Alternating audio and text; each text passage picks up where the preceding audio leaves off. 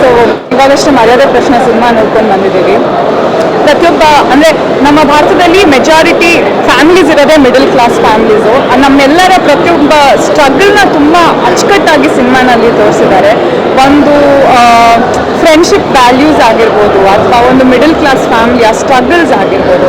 ಹಾಗೆ ಆ ಎರಡು ಕ್ಲಾಸ್ ಡಿಫ್ರೆನ್ಸು, ಮಿಡಲ್ ಕ್ಲಾಸ್ದು ಮತ್ತು ಫಿನಾನ್ಷಿಯಲಿ ರಿಚ್ ಇರೋವಂಥ ಫ್ಯಾಮಿಲೀಸ್, ಅವ್ರಿಗಿರೋವಂಥ ಪ್ರಿವಿಲೇಜಸ್ಸು, ದುಡ್ಡಿಂದ ಏನು ಬೇಕಾದರೂ ನಾನು ಸಾಧನೆ ಮಾಡ್ಬೋದು ಅನ್ನೋಂಥ ಒಂದು ಮೂಢತನ, ಇದನ್ನೆಲ್ಲ ತುಂಬ ಚೆನ್ನಾಗಿ ತೋರಿಸಿದ್ದಾರೆ. ಆ್ಯಂಡ್ ಎಸ್ಪೆಷಲಿ ಪ್ರತಿ ಸಲ ತೇಜು ಬೆಳವಾಡಿ ಅವರು ಸ್ಕ್ರೀನ್ ಮೇಲೆ ಬಂದಾಗ ಒಂದು ಫ್ರೆಶ್ ಬ್ರೀಸ್ ಅಂತ ಅನಿಸುತ್ತೆ. ಅಷ್ಟು ಚಂದವಾಗಿ ಆ್ಯಕ್ಟಿಂಗ್ ಮಾಡಿದ್ದಾರೆ ತೇಜು. ಆ್ಯಂಡ್ ಅಫ್ಕೋರ್ಸ್ ರಾಕೇಶ್ ಅವ್ರಿಗೆ ಬಹುಶಃ ಇದೊಂದು ಕಂಬ್ಯಾಕ್ ಪ್ರಾಜೆಕ್ಟ್ ಅಂತ ಹೇಳ್ಬೋದು.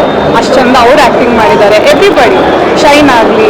ಆಮೇಲೆ ಮಧ್ಯದಲ್ಲಿ ನಮ್ಮ ಪ್ರೊಡ್ಯೂಸರ್ ಶ್ವೇತಾ ಅವರು ಕಾಣಿಸ್ಕೊಳ್ಳುವಂಥ ಕ್ಯಾಮಿಯೋ ಆಗಿರ್ಬೋದು. ಹಾಗೆ ನಾಗರಾಜ್ ಅವರು ಡಿರೆಕ್ಟರ್, ಅವರು ಕೂಡ ಒಂದು ಕ್ಯಾಮಿಯೋ ಬಂದು ಹೋಗ್ತಾರೆ. ಓವರ್ ಆಲ್ ಒಂದು ಸ್ಟೋರಿ ಬ್ಯೂಟಿಫುಲ್ ಆಗಿ ಪ್ರತಿಯೊಬ್ಬರಿಗೂ ಕನೆಕ್ಟ್ ಆಗುವಂಥ ಒಂದು ಕತೆ. ಆ್ಯಂಡ್ ಅದ್ರ ಜೊತೆನಲ್ಲಿ ಹೇಳಕ್ಕೆ ಹೊರಟಿರುವಂಥ ಮೆಸೇಜ್ ಕೂಡ ಅಷ್ಟೇ ಈಗಿನ ಜನ್ರೇಷನ್ಗೆ ತುಂಬ ಆ್ಯಪ್ಟ್ ಅಂತ ಅನಿಸುತ್ತೆ. ಈ ಪಾರ್ಟಿ ಕಲ್ಚರ್ ಎಲ್ಲ ಸ್ವಲ್ಪ ಜಾಸ್ತಿ ಆಗಿರೋದ್ರಿಂದ ಬಹುಶಃ ತುಂಬ ಆ್ಯಪ್ಟ್ ಅಂತ ಅನಿಸುತ್ತೆ ಹೇಳಕ್ಕೆ ಹೊರಟಿರೋಂಥ message. So all the very best ಮರ್ಯಾದೆ ಪ್ರಶ್ನೆಗೆ. ನೀವೇನಾದ್ರು ಹೇಳೋದಿಲ್ಲ? Just to add to that, ತುಂಬ ಗ್ರಿಪ್ಪಿಂಗ್ ಆಗಿ ಮಾಡಿದಾಗ ಒಂದು ಕಾಂಟೆಂಟ್ ಸಿನಿಮಾನ ಖಂಡಿತವಾಗ್ಲೂ ಇದನ್ನ ಜನ ನೋಡ್ತಾರೆ ಅಂತೇಳಿ ಅನಿಸುತ್ತೆ. It is not exactly the mass movies ಅನ್ನೋದು, ಬಟ್ ಇದು ಖಂಡಿತವಾಗ್ಲೂ ಜನ ನೋಡಬೇಕು. ಆ ಥಿಯೇಟ್ರಲ್ಲಿ ಆ ಪ್ರೆಸೆನ್ಸ್ ಇರಬೇಕು. ಆ್ಯಂಡ್ ಯಾಕೆಂದರೆ ಇದು ನನಗೆ ತುಂಬ ಕನೆಕ್ಟ್ ಆಯಿತು.